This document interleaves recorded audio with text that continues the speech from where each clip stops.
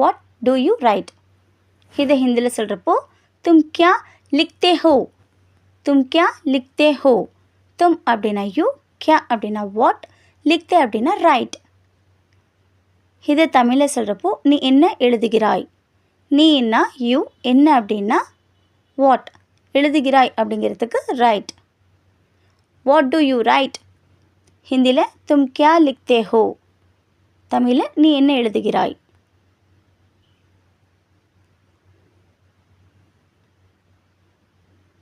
Boys play in the playground. Boys play in the playground. இதை ஹிந்தியில் சொல்கிறப்போ लड़के मैदान में खेलते हैं. लड़के मैदान में खेलते हैं. பாய்ஸ் அப்படின்னா लड़के, மைதான் அப்படின்னா ப்ளே கிரவுண்டு, ப்ளே அப்படின்னா खेलते. பாய் அப்படின்னு மட்டும்